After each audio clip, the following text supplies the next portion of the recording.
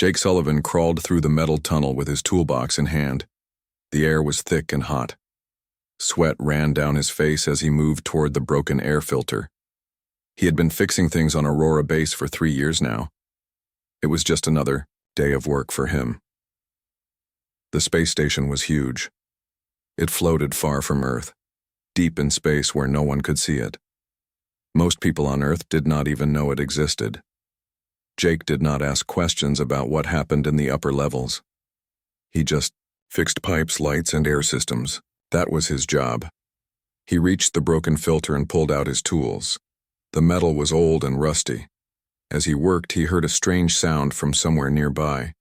It was like crying, but different. Jake stopped working and listened. The sound came again. It was soft and sad. Jake looked around the tunnel. He had been in this part of the station many times, but he had never heard sounds like this before.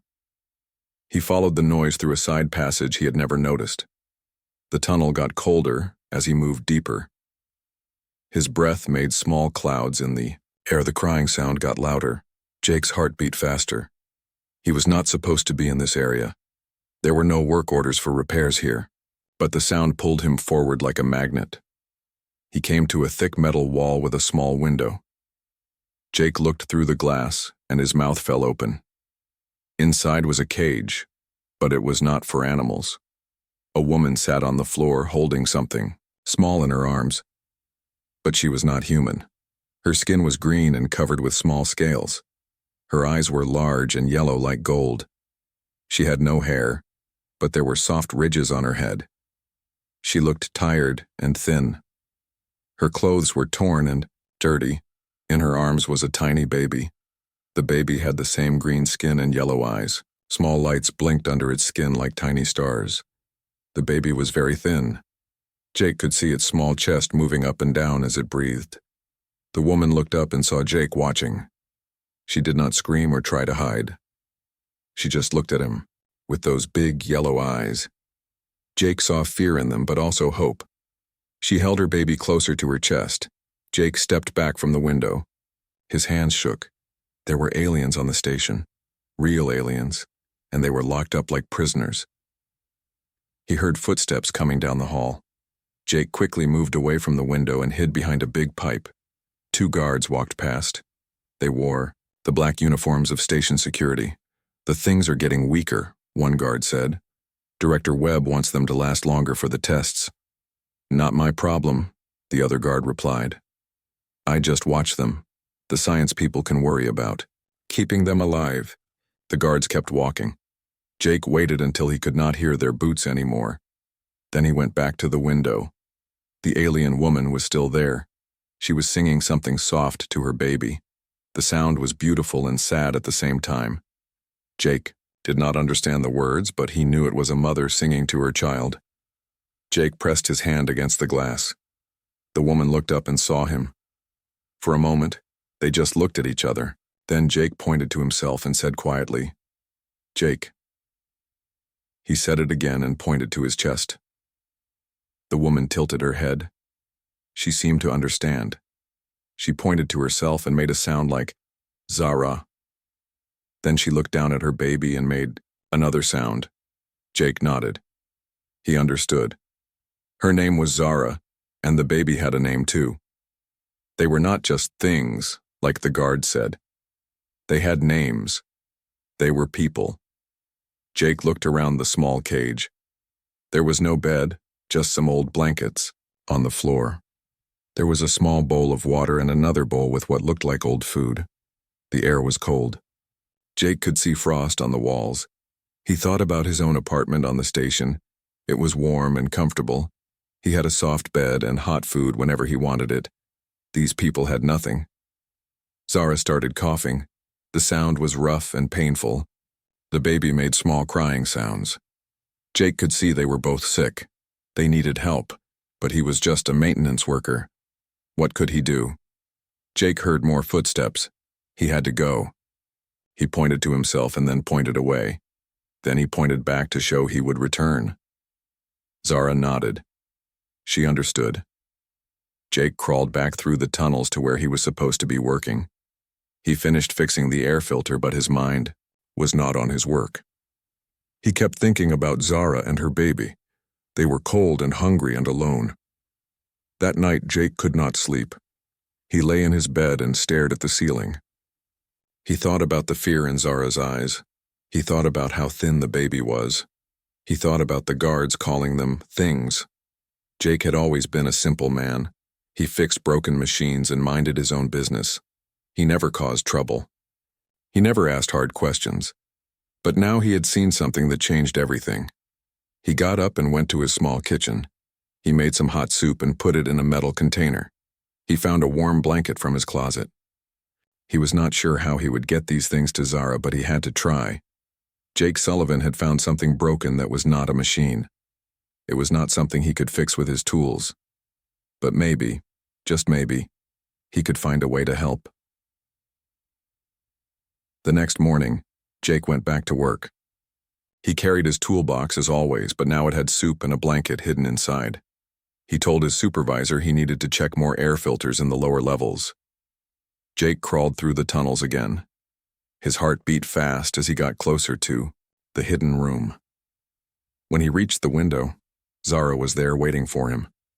She looked up when she saw his face. Jake had made his choice. He was going to help, no matter what it cost him. Jake found a way into the room through an old maintenance hatch. The metal door was rusty and hard to open, but he was strong. When he finally got inside, the cold air hit him like a wall. Zara moved to the back of the cage when she saw him come in. She held her baby tight and watched him carefully. Jake moved slowly and kept his hands where she could see them. He did not want to scare her more than she already was.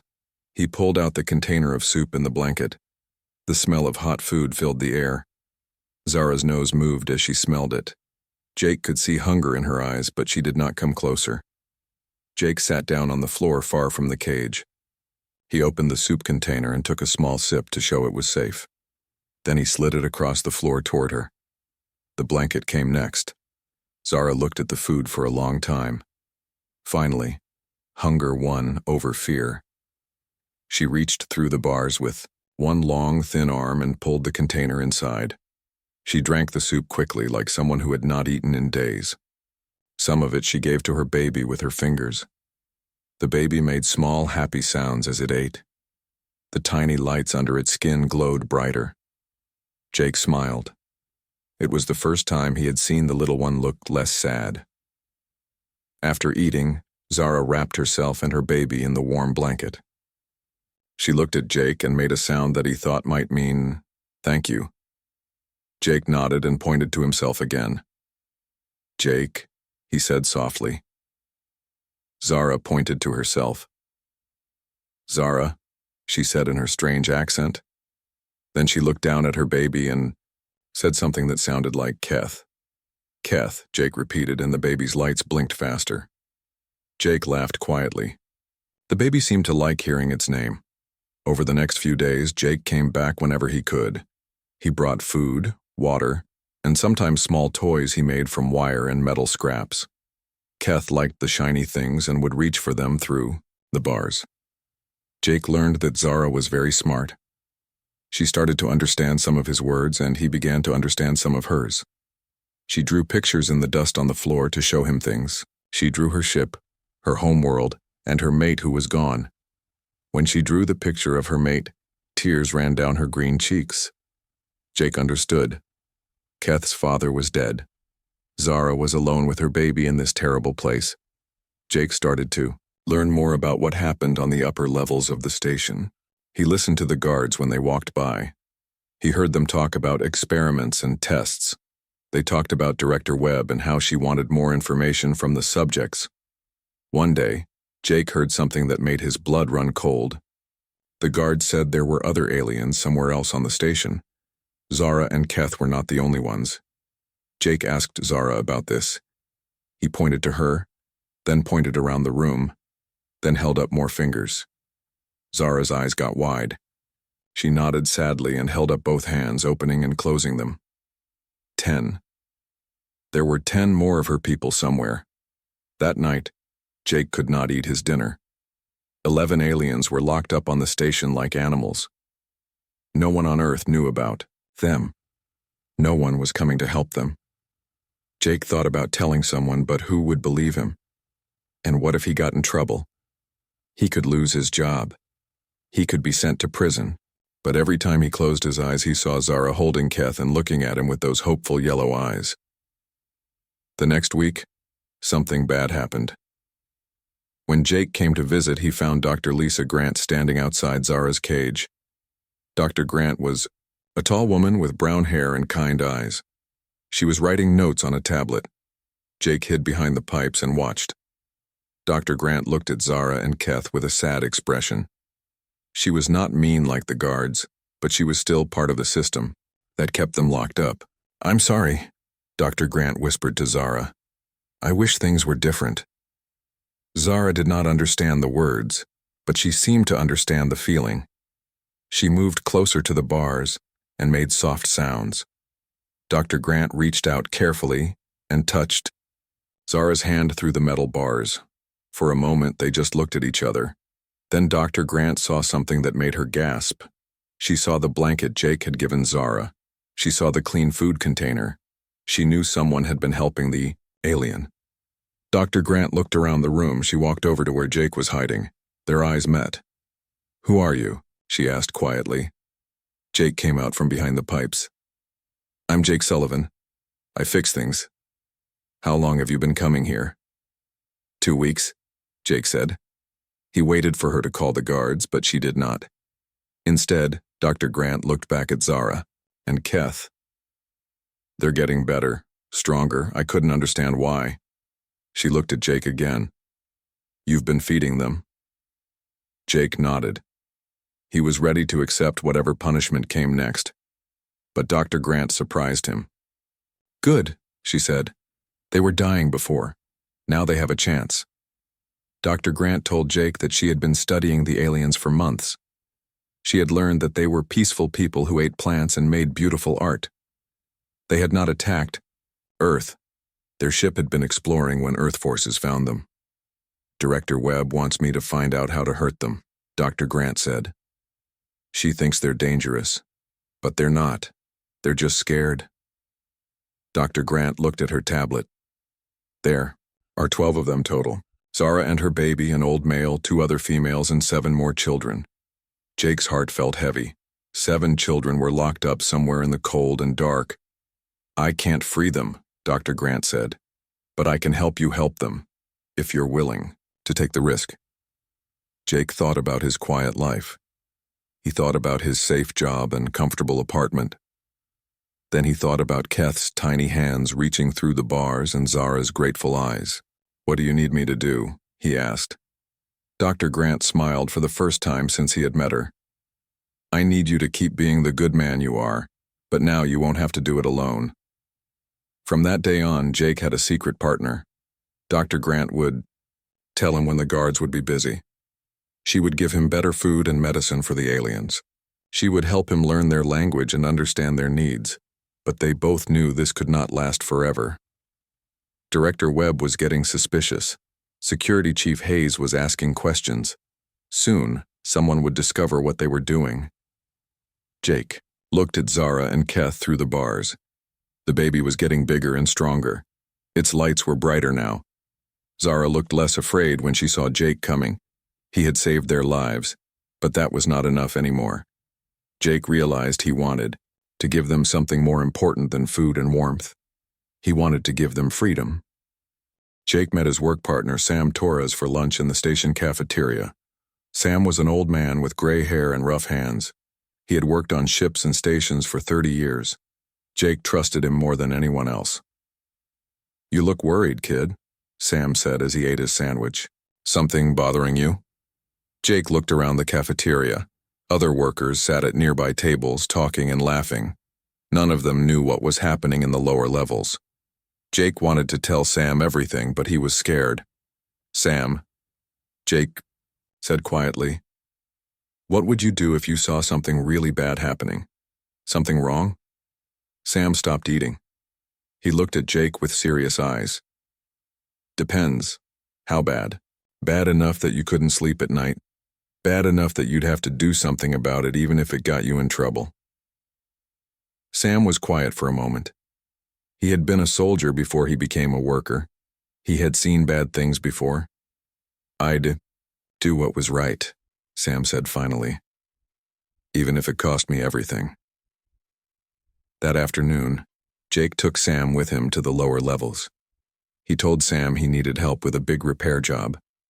They crawled through the tunnels together, carrying tools and supplies.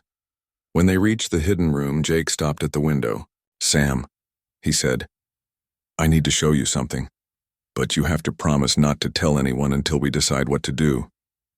Sam nodded. Jake led him to the window. When Sam saw Zara and Keth, his face went white.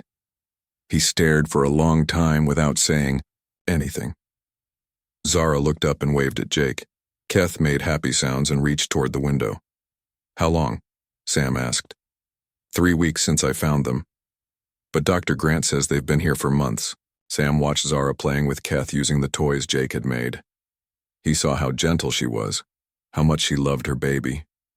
He saw the fear in her eyes when she looked at the door, always worried that guards might come. "They're people," Sam said, softly. "They're just people with kids like us." Jake told Sam everything. He told him about the other aliens locked up somewhere else.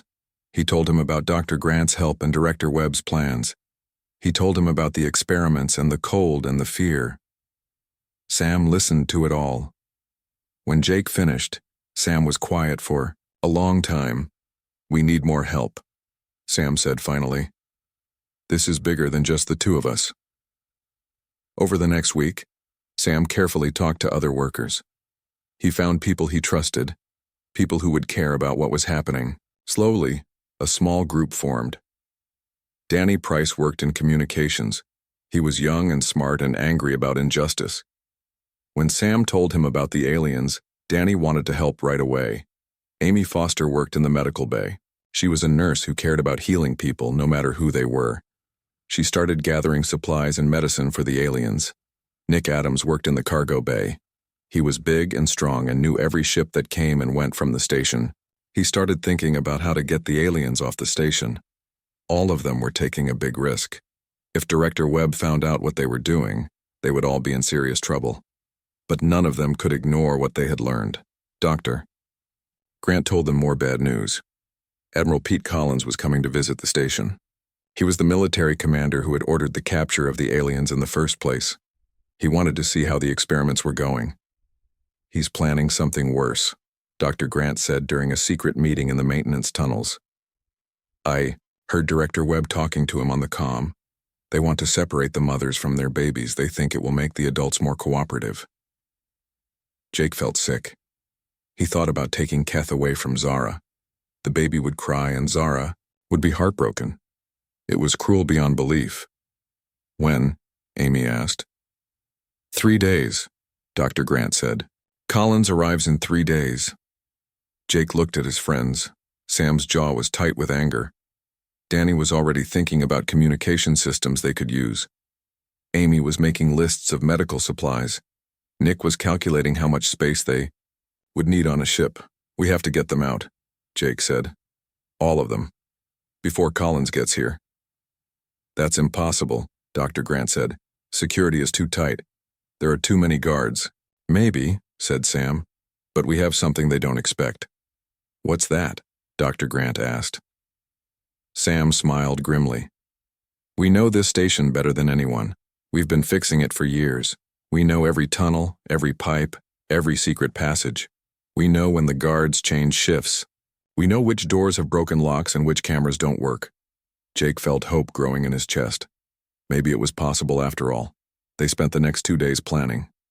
Danny mapped out the guard schedules and security systems. Amy prepared medical supplies for sick aliens. Nick found an old cargo ship that was scheduled to leave the station. Sam studied the layout of the entire lower level. Dr. Grant took the biggest risk of all. She volunteered to find where the other aliens were being kept and get information about their condition. On the night before Admiral Collins was supposed to arrive, Dr. Grant came back with terrible news. The other aliens were in even worse condition than Zara and Keth. 3 of the children were very sick. The old male had been badly hurt during experiments. They might not survive being moved. "We have to try," Jake said. "Leaving them here means they'll die anyway." Dr. Grant nodded sadly. "There's something else. Director Webb suspects someone has been helping them. She's ordered extra security starting tomorrow. If we're going to do this, it has to be tonight." Jake looked around at his friends. Amy was scared but determined. Danny was checking his equipment one more time. Nick was stretching his big arms, getting ready for heavy work. Sam looked like the old soldier he used to be. "Are you all sure about this?" Jake asked. "If we get caught, our lives are over. We'll go to prison. Maybe worse." "Some things are worth the risk," Amy said quietly. "Yeah," Danny agreed. "I'd rather be in prison knowing I did the right thing than free knowing I let innocent people suffer," Nick just nodded and picked up his tools. Sam put his hand on Jake's shoulder. "Kid, I've done a lot of things in my life. Some good, some bad. But I've never had a chance to do something this important, something that really matters." Jake felt tears in his eyes. These people were willing to risk everything for aliens they had never met, for children who would die without their help. He thought about Zara, probably holding Keth and wondering why Jake hadn't come to visit that day. He thought about the other children, cold and scared and alone. He thought about what would happen to them when Admiral Collins arrived. "All right," Jake said. "Let's go save some lives." They gathered their supplies and headed toward the lower levels.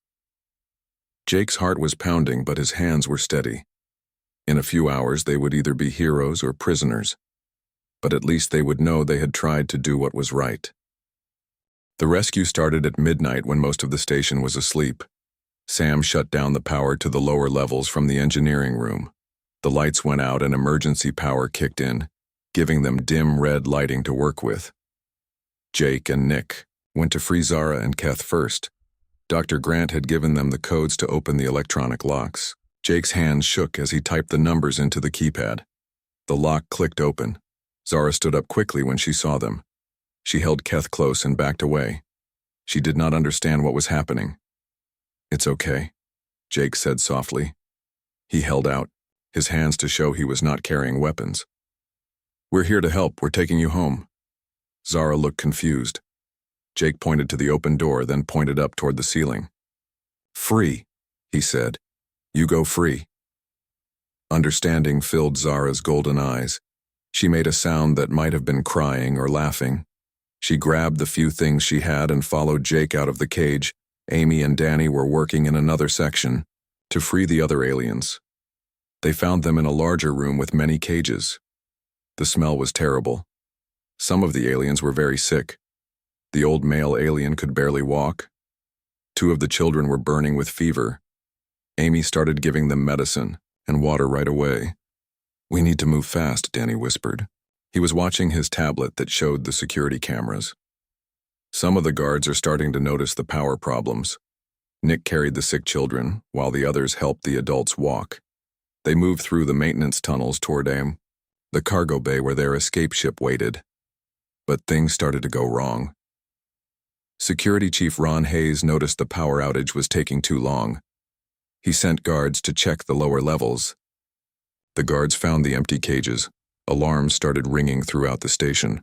Red lights flashed everywhere. Jake heard Hayes shouting orders over the intercom. "All security to lower levels. We have escaped prisoners. Use any force necessary." Jake's heart sank. They were only halfway to the cargo bay. The sick aliens could not move fast enough. They were going to be caught. But then something amazing happened. Other workers on the station started to help. When the guards ran toward the lower levels, workers accidentally got in their way. Doors that should have opened stayed closed. Elevators broke down at just the right time. Jake realized that word had spread.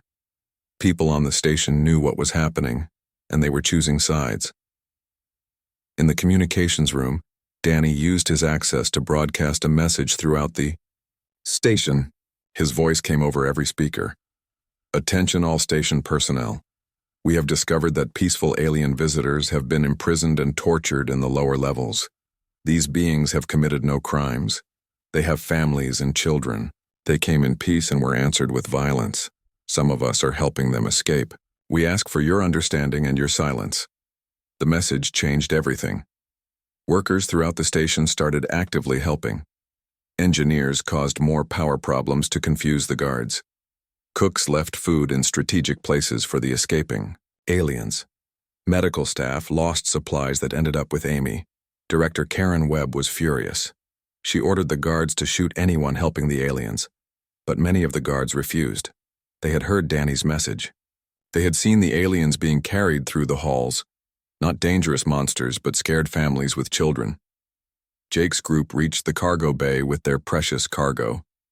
Nick had prepared an old transport ship that was supposed to carry supplies to a mining station.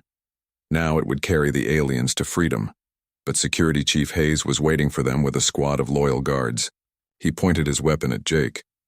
"Stop right there, Sullivan. Put the aliens down and step away." Jake looked at Zara. She was holding Keth tight, her eyes wide with fear. The baby's lights were flashing rapidly, sensing danger. "No," Jake said. He stepped between the guards and the aliens. "I won't let you hurt them anymore. They're dangerous criminals," Hayes said. "They attacked Earth ships." "Look at them," Jake shouted. "Look at the children. Look at the old man who can barely stand. How are they dangerous?"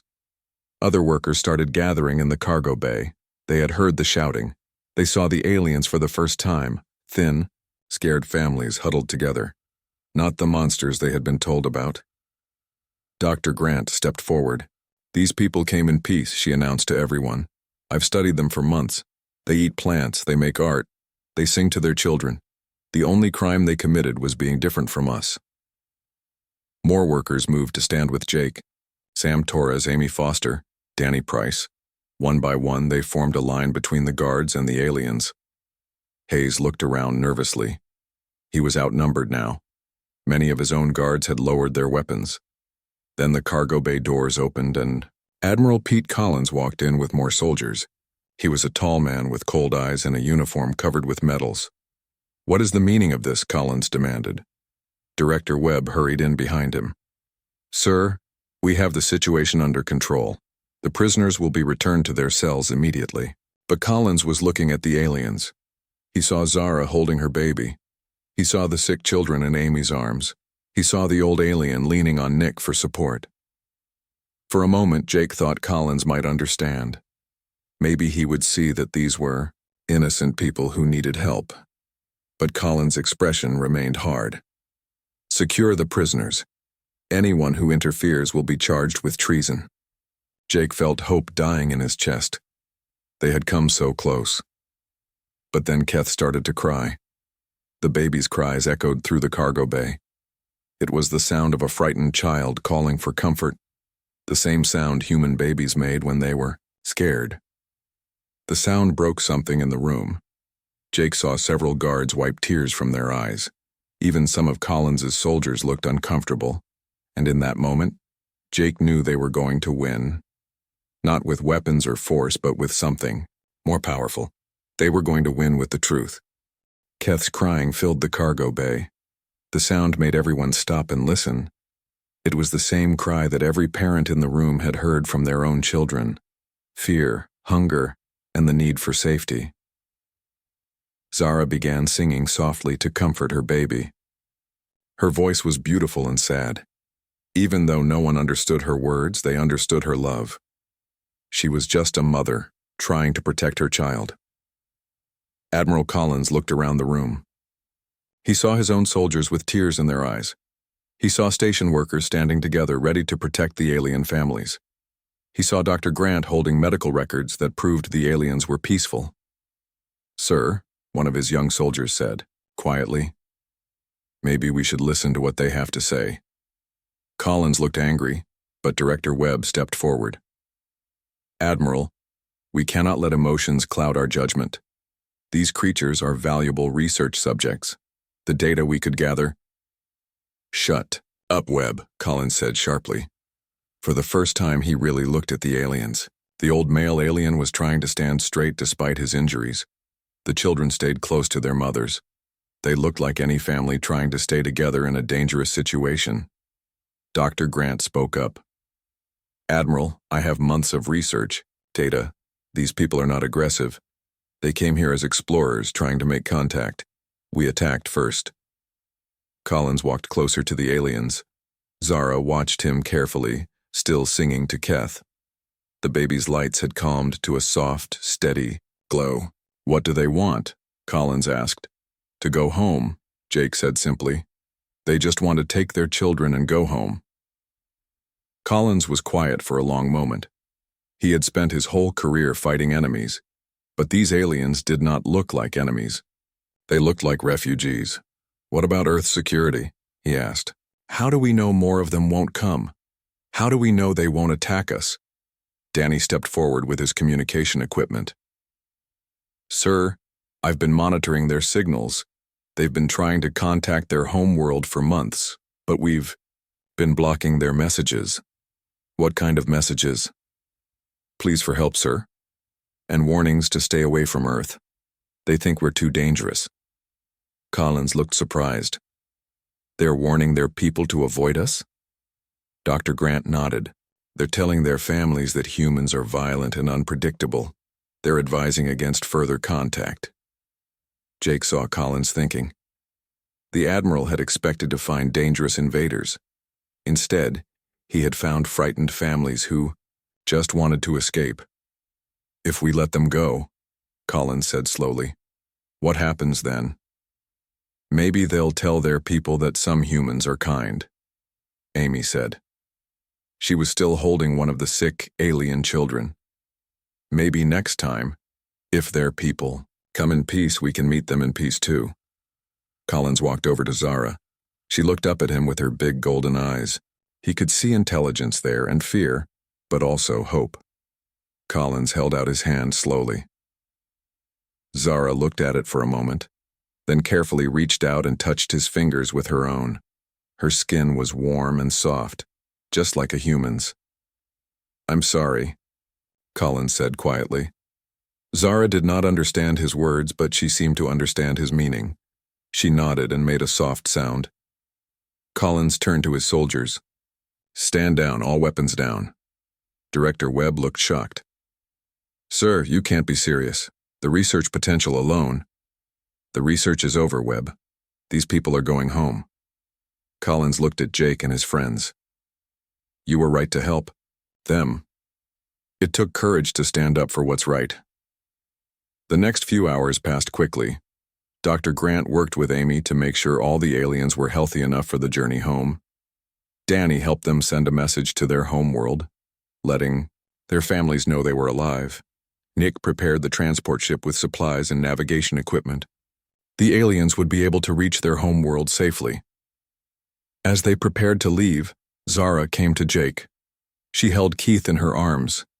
The baby reached out toward Jake with tiny hands. Zara spoke in her own language, then tried to say something in human words. Thank you," she said carefully. Jake felt tears in his eyes. "You're welcome. Take care of Keth." Zara nodded. She reached into her clothes and pulled out a small object. It looked like a crystal, but it glowed with soft light. She pressed it into Jake's hands. "For you," she said. "Remember." Jake looked at the crystal. Inside it, he could see tiny moving lights like stars dancing. It was beautiful. The aliens boarded their ship. Jake and his friends watched from the cargo bay as the ship's engines started. Through the windows they could see the alien families, settling in for their journey home. As the ship left the station, Jake felt a mix of sadness and joy. He was sad to see Zara and Keth go, but happy they were finally free. Admiral Collins came to stand beside him. "What you did was brave, Sullivan, but it was also dangerous. You could have caused a war." "But we didn't," Jake said. "Maybe we prevented one instead." Collins nodded. "Maybe you did." He looked at Jake and his friends. "I'm recommending all of you for commendations. What you did, It showed the best of what humans can be. Director Dyer Webb was arrested for her illegal experiments. Dr. Grant was promoted to head a new department focused on peaceful first contact with alien species. Security Chief Hayes was reassigned to a desk job. Jake was offered a promotion too, but he turned it down. He liked fixing things, but now his job was bigger than just fixing machines. A year later, Jake was working in the same maintenance tunnels when Danny called him on his radio. "Jake, you need to get to the communications room." Now, Jake hurried to the communications center. Danny was standing in front of a big screen showing the space around the station. Jake could see ships approaching, but they were not human ships. "Are those?" Jake started to ask. "Alien ships," Danny confirmed. "3 of them. They're sending a message." On the screen, a face appeared. It was Zara. She looked healthy and happy. Behind her, Jake could see Keth, much bigger now and playing with other alien children. "Hello, Jake," Zara said in much better English than before. "We come back, but this time we come in peace. We bring gifts and friends. Thank you for showing us that humans can be good." Jake smiled and wiped tears from his eyes. He looked at the crystal Zara had given him, which he now wore on a chain around his neck. The lights inside were dancing faster than ever. "Welcome back," Jake said to the screen, even though he knew she could not hear him yet. "Welcome home." The alien ships approached the station slowly, broadcasting messages of friendship. This time, there were no weapons pointed at them. This time, humans and aliens would meet as equals. Jake went back to his work, but everything was different now. He was not just fixing pipes and air filters anymore. He was helping to build something new, a future where different peoples could live and work together in peace. And it had all started with one simple choice: to help someone who needed it, no matter who they were or where they came from. Sometimes, the most important repairs are not to machines but to hearts and minds.